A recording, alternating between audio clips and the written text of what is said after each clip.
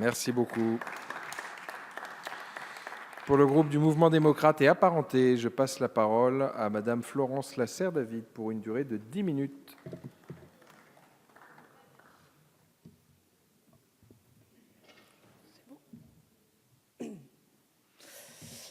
Monsieur le Président, Madame la Ministre, Madame la Présidente de la Commission, Monsieur le rapporteur, mes chers collègues. Nous voyons dans le débat actuel autour de la SNCF, débat passionné, le signe du profond attachement des Françaises et des Français envers cette entreprise de service public qui participe réellement à leur quotidien. Cet attachement au service public ferroviaire français est fort et sincère, mais porteur aussi de contre-vérités qu'il convient de dissiper. Comme l'a rappelé le président de notre groupe, Marc Fesneau, ce débat, pour être juste et respectueux des enjeux qu'il porte pour la SNCF, les usagers et les cheminots, mériterait d'être dépassionné pour nous concentrer sur les enjeux qu'il recouvre et qui sont grands. La réforme dont nous allons débattre doit nous permettre de faire de la SNCF un pilier autour duquel s'organisera la mobilité de demain. L'ouverture à la concurrence du ferroviaire, dont on fait mine de découvrir aujourd'hui son actualité, avance par étapes progressives depuis près de 20 ans. C'est donc un projet mûri depuis longtemps et auquel la SNCF se prépare depuis de nombreuses années. Notre responsabilité est d'accompagner notre entreprise nationale vers cet objectif qui doit lui permettre de disposer de l'agilité nécessaire pour être la plus performante possible dans ce nouveau cadre d'ouverture à la concurrence du transport des voyageurs. Nous savons que la SNCF, en s'appuyant sur le cadre et les possibilités que lui offriront ce texte, est à la hauteur de ce défi.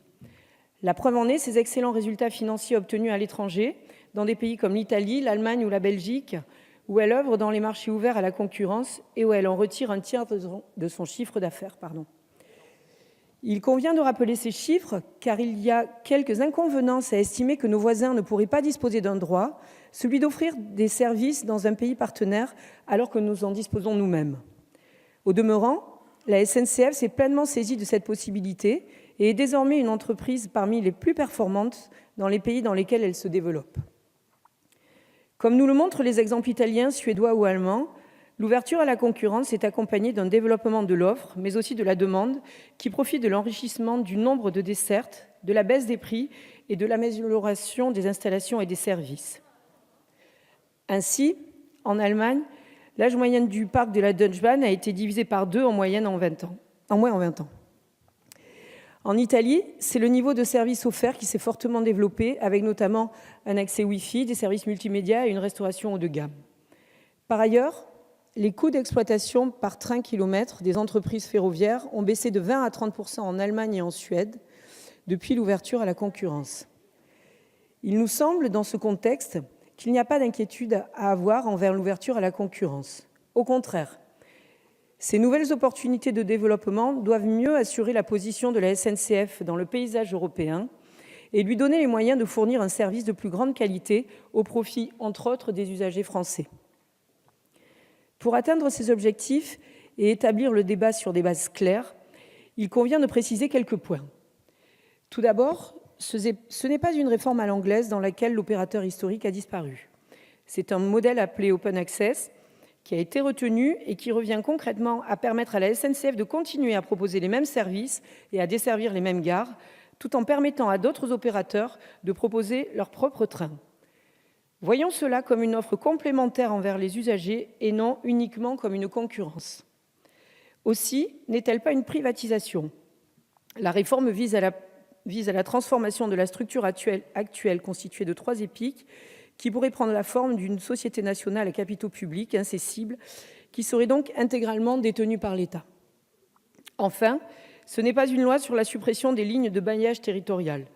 Ces lignes, nécessaires à l'irrigation et donc à la vitalité de l'ensemble de notre territoire, ne sont pas menacées par ce projet de loi. Bien au contraire, elle prend en compte la situation de déficit de desserte de certains de nos territoires et tente d'y apporter des réponses nouvelles. Nous remercions sur ce sujet Monsieur le rapporteur pour son amendement adopté en commission qui vise à établir un état des lieux complet de ces lignes et de l'état du réseau pour permettre notamment à l'État et aux régions d'en assurer une desserte responsable et cohérente avec nos objectifs d'amélioration de l'aménagement du territoire.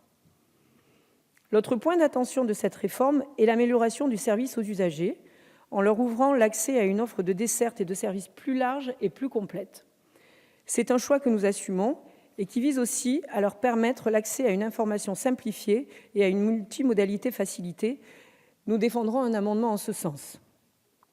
Dans cette optique d'une meilleure intégration de tous les usagers, nous saluons par ailleurs l'amendement du Gouvernement adopté en commission qui prévoit l'extension des tarifs sociaux à l'ensemble des opérateurs ferroviaires. L'ouverture à la concurrence se fera par l'accompagnement de la SNCF et ses agents, d'une part grâce à la transformation de sa gouvernance qui devra lui donner au plan national l'agilité dont elle dispose dans la gestion de ses filiales à l'étranger. D'autre part, elle doit protéger les agents de l'entreprise, notamment en cas de changement d'opérateur suite à un appel d'offres. Comme l'a justement rappelé notre collègue de Courson, le principe de la convention collective, qui est actuellement privilégié, est généralement loué par l'ensemble des syndicats, ce qui permet une réelle négociation, alors que dans le cas du statut, même en cas d'accord entre les partenaires sociaux, le ministre en charge des Transports peut s'opposer à toute modification. Ce procédé sera ainsi plus vertueux et respectueux de la démocratie sociale. Ce nouveau pacte ferroviaire doit alors, comme je l'ai indiqué en introduction, faire de la SNCF l'un des piliers de la mobilité de demain, au service des usagers, dans le respect des droits des agents des entreprises ferroviaires, en leur assurant à la fois la sécurité de leur emploi et un avenir dans un contexte européen. Il devra aussi, à terme, régler la question de la dette, et nous savons que c'est ce à quoi travaille actuellement le gouvernement. La mobilité de demain doit répondre à notre préoccupation d'aménagement du territoire et de désenclavement des zones périphériques. La demande de transport existe, comme nous l'ont montré les cars Macron, dont le développement ne s'est pas fait par substitution totale depuis le transport ferroviaire. Il nous faut donc permettre aux différents acteurs, et à la SNCF en tête, de développer l'offre correspondante.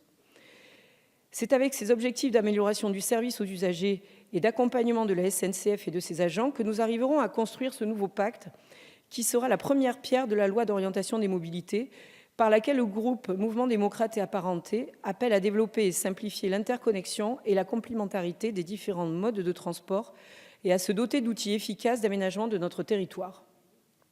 Il nous revient maintenant de trouver par cette loi le point d'équilibre entre l'indispensable réforme de la SNCF qui fera d'elle le grand transporteur ferroviaire de demain, le respect de ses agents qui sont la force de cette entreprise et cette ambition qui doit faire d'elle l'épine dorsale de la mobilité de demain des Françaises et des Français. La réforme est difficile, nous en convenons, car elle touche à l'ensemble de cette entreprise. Mais elle est rendue nécessaire par un contexte nouveau dans lequel nous estimons que la SNCF a toutes ses chances de réussite. C'est une réforme au service de la SNCF, de ses agents et de ses usagers. C'est dans cet état d'esprit que nous la soutiendrons. Je vous remercie. Merci beaucoup.